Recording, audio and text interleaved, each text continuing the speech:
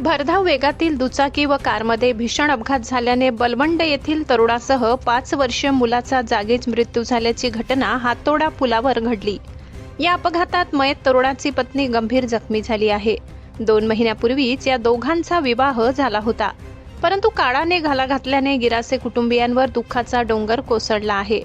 मयत तरुणासह त्यांच्या साडूच्या 5 वर्षीय मुलाचा दुर्दैवाने वाढदिवसाच्या दिवशीच अपघाती मृत्यू झाला। ही घटना मनाला चटका लावून जाणारी असून या घटनेने बलवंड, प्रतापपूर व दोंडाईचा येथे शोककळा पसरली आहे। नंदुरबार तालुक्यातील बलवंड येथील जयपाल सिंग भारत सिंग गिरासे वय 26 हे पत्नी निकिता जयपाल सिंग गिरासे व साडूचा मुलगा नीरज कुमार कल्याण सिंग गिरासे वय 5 वर्ष या दोघांना घेऊन तळोदा तालुक्यातील प्रतापपूर येथे मावशीकडे गेले होते।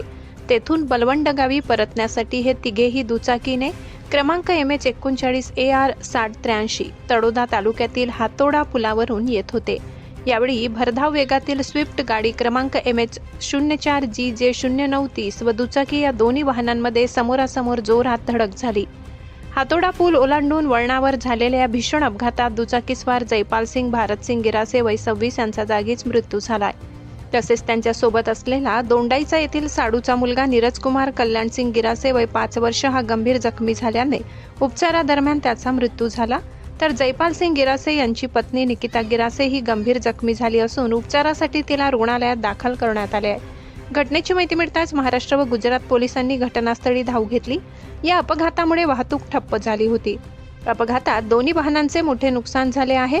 या अपघातातील दोघांच्या मयतांची वार्ता कळताच बलवंड, प्रतापपूर व दोंडाईचा येथे शोककळा पसरून हळहळ व्यक्त झाली। या प्रकरणी पोलीस ठाण्यात उशिरापर्यंत नोंद करण्याची प्रक्रिया सुरू होती।